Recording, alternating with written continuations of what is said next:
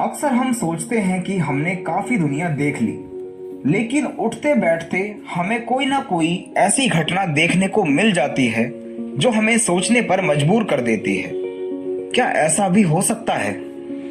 यह अच्छा भी है, क्योंकि अगर जिंदगी को पूरा जी लिया जाए या यूं कहो कि कुछ नया ना बचे तो जिंदगी नीरस सी लगने लगती है। अजीत के साथ कुछ ऐसा ही हो रहा था। उसकी जिंदगी में कुछ सालों से कुछ नया नहीं हो रहा था, परंतु वह जिम्मेदार ठहराए भी तो किसे। सब कुछ उसका अपना चुना हुआ था। मैट्रिक की मैथ या बायो से लेकर नौकरी, बीवी, मकान आदि सब कुछ उसने खुद ही चुना था। ऐसा नहीं है कि उसने अपने माता या पिता से सलाह नहीं मांगी, परंतु वो यही कहते रहे, जो तुम्हें सही लगे वही करो, और वह खुश भी था। सब कुछ उसे आसानी से मिल गया था। हाँ, मेहनत करनी पड़ी थी, लेकिन फल उस सब से कहीं बढ़ के था। 12वीं में अच्छे नंबर आए, अच्छे कॉलेज में इंजीनियरिंग और फिर एक मल्टीनेशनल कंपनी में नौकरी। यहाँ तक वो बहुत खुश था। फिर जब पहली बार उसने खुद का फैसला लेने की ठानी और अपनी ही एक सहकर्मी से शादी करने का फैसला किया, तब उसे पता लगा कि दुनिया कितनी जटिल है। पहली बार घर वालों ने नहीं कहा कि जो तुम्हें ठीक लगे वही करो। पहली बार उसे एहसास हुआ जाति और वर्ण अवस्था पर आधारित समाज का, वरना आज तक तो उसे सब कुछ आसानी से मिलता आया था। सोनाली एक अच्छी लड़की थी। उसको वह 5 सालों से जानता था। पश्चिमी सभ्यता का चोला ओढ़े उस मल्टीनेशनल कंपनी में वही एक उसे अच्छी लगी। ऐसा नहीं था वह कोई शर्म या लिहाज का गहना ओढ़े रूढ़ियों से बंधी कोई नारी थी। बस वह अपनी सी लगती थी। वह जीन्स भी पहनती थी, वह सलवार सूट भी पहनती थी, वह पश्चिमी सभ्यता का अच्छा ज्ञान रखती थी। साथ ही उसे अपने संस्कारों का भी ख्याल था। वह बड़ों की इज्जत करती थी। वह हर जगह अपने आप को ढाल लेती थी, और यही सब तो अजीत को चाहिए था। उसे लगा यह मुझे तो खुश रखेगी, और साथ ही साथ मम्मी और पापा को भी ऐसी बहू पाकर प्रसन्नता होगी। पर जब घर वालों को पता लगा कि लड़की कायस्थों के घर से है, तो मानो घर में अजीब सी खामोशी छा गई। मोहल्ले के किसी ब्राह्मण लड़के ने आज तक गैर ब्राह्मण लड़की से शादी नहीं की थी। आज तक अजीत की वजह से दुबे जी को बड़ी इज्जत दी जाती थी। फिर पूरे मोहल्ले में उनके नाम के लोग कह कहे लगाएंगे।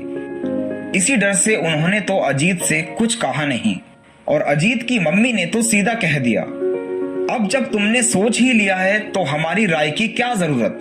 बस इतना समझ लो कि हम उसे कभी नहीं अपनाएंगे।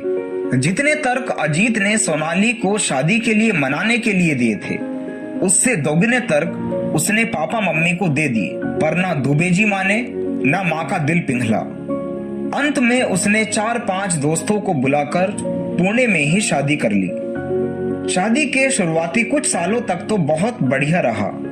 फिर जब सोनाली पहली बार गर्भवती हुई और उसे खुद रोटियां सेकनी पड़ी, तब उसे पहली बार माँ की कमी महसूस हुई।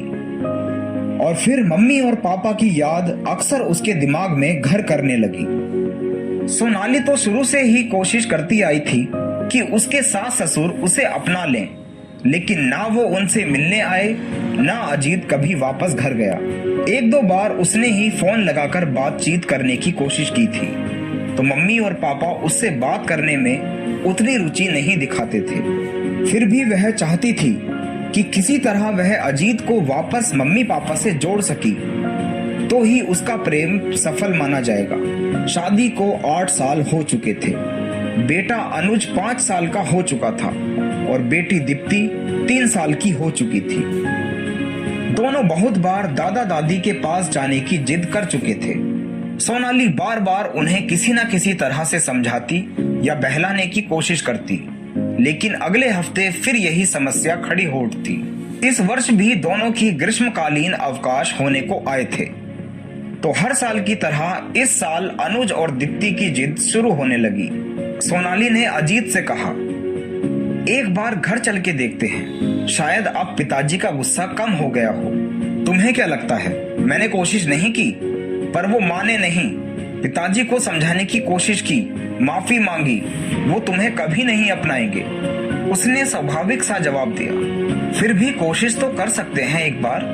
बच्चों की जिद को टालते टालते इतने साल गुजार दिए, हो सकता है अपने पोते को देखकर वो हमें माफ कर दें। सोनाली ने फिर कोशिश की। तुम्हें समझाने से कुछ होने वाला तो है नहीं, बस अगर वो ना माने तो मेरे सामने एक भी आंसू मत गिराना। अजीत ने भी अपना निर्णय सुना दिया। फिर भी वह खुश थी। 2 दिन के अंदर उसने सारी तैयारियां कर ली, सबके लिए कुछ ना कुछ ले आई। बच्चों को भी समझा दिया कि दादाजी से कैसे बात करनी है। रात भर लेटी हुई सोचती रही कि वो क्या कहेगी, क्या ऐसा कहेगी जिससे पापा मम्मी खुश हो जाएं। और अगली सुबह वो निकल पड़े। बच्चे बहुत खुश थे। जैसे ही घर में उन्होंने कदम रखे, माँ वहीं से दौड़ पड़ी और सबको अच्छे से बिठाया और लगी पोते को पुचकारने। पास में ही पोती को भी बैठा लिया। दुबे जी शायद बाहर गए हुए थे। माँ ने बोलना शुरू किया, तुम्हारे जाने के बाद बहुत बार कोशिश की तुम्हें पास बुलाने की, लेकिन तुम्हारे पिताजी तुमसे भी बड़े हठी हैं। बोले कि वो खुद भी तो आ सकता है, और अब तो कितने ही ब्राह्मण लड़कों ने लव मैरिज कर ली है। आने में इतने बरस क्यों लगाए। शाम तक पूरे घर में रौनक सी छा गई। पूरे घर में स्वादिष्ट खाने की महक भरी पड़ी थी। अचानक दरवाजे पर आहट हुई। घर में सन्नाटा सा छा गया। दीप्ति और अनुज दरवाजे की ओर भागे। अजीत ने दरवाजे की ओर देखा तो उसकी आंखों से आंसू टपक पड़े। देखा तो दुबे जी दोनों हाथों में बच्चों के लिए मिठाई और फल के बड़े से थैले लिए खड़े थे। उन्होंने थैले अनुज को पकड़ाए और कहा, जा बेटा, दादी को दे आ। बोलना सबको खाने के साथ मिठाई परोसे। रास्ते में किसी ने बताया मेरा बेटा आया है, तो खाली हाथ घर कैसे आता। बोल बेटा, आने में इतनी देर क्यों लगाई। वहीं अजीत खड़ा खड़ा रो रहा था। उसने कुछ बोला नहीं, उससे कुछ बोला नहीं जा रहा था। चल हाथ मुंह धो ले, खाना खाते हैं, कल बहू को अपना शहर घुमाना, दुबे जी ने बेटे को साथ बिठाते हुए कहा।